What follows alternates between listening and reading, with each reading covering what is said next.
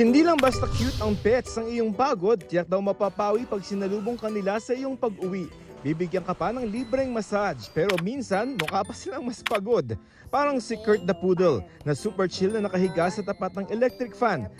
Ang fur daddy Bingo kasabay niya pang kumain ng pandesal. Mapapa-say cheese ka kay Little Jackie na sinushow off ang kanyang big smile. Si Tente naman animoy tulala dahil sa paghihintay ng parcel. Mapapangiti ka naman sa cuteness na hatid ng asong si Nini na super slay sa kanyang outfit. Ang fur baby na si Yuki may medyas pa. OA at nonchalant naman ang atake ng mga pusang sina Minghao at Yoshi. Nonchalant naman sa grooming si Hopia tuwing may treats. Kung nonchalant sila ang asong si Ice nang aagaw ng ice cream. Nagtatransform naman sa magnet ang uso ni Potpot tuwing nakakaamoy ng treats. Ang pusa naman ni Giselle hindi nga nangangalmot pero nang judge.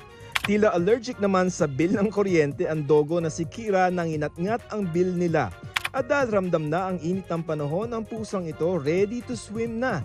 Wholesome moment naman si Darcy at kanyang fur mom watching cartoons muna bago matulog together.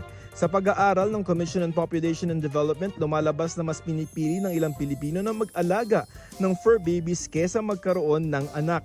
Mas gusto raw kasi ng karamihan na maging financially stable muna, especially in this economy.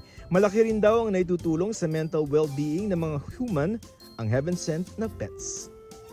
Para sa GMA Integrated News, Joseph Morong, Nakatutok 24 Oras.